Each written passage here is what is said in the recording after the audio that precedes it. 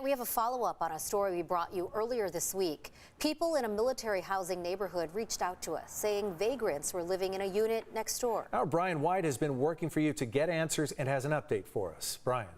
I'm here near Murray Ridge Road in a Liberty military housing neighborhood where neighbors had reached out to us about a problem house just down the street here where they say 4 to 5 vagrants had moved in, were dealing drugs, and it had them all on edge. Now, I first reported this story Monday, and the very next morning, that unit was vacated. It was like seeing somebody that I had actively saw on a mattress behind CVS go into a housing unit that's 4 doors down from me. It was like, whoa, what's going on? This active duty member of the U.S. Navy who wanted us to blur her face reached out to us for help. As she and other neighbors reported the problem over and over to Liberty Housing, their frustrations grew. Nothing's changing, nothing's getting better. If anything, like it's going downhill. You're taking $4,000 a month from me for this? You know, I've got people down the street living rent-free and selling drugs. Neighbors told us the family that had been living there, including an active duty service member, apparently moved out in October and hadn't been seen around there since.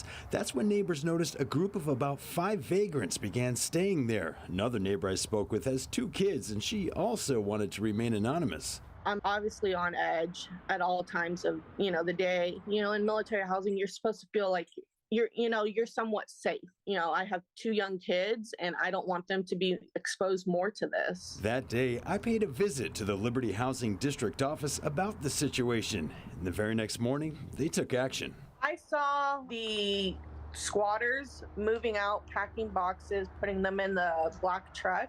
We were later notified that all the locks on the doors have been changed. With the unit cleared out, neighbors are resting easier and breathing a sigh of relief. It's nice that we, can go outside, go out back. My son, he feels safe now. And it's unfortunate that it had to get to this point.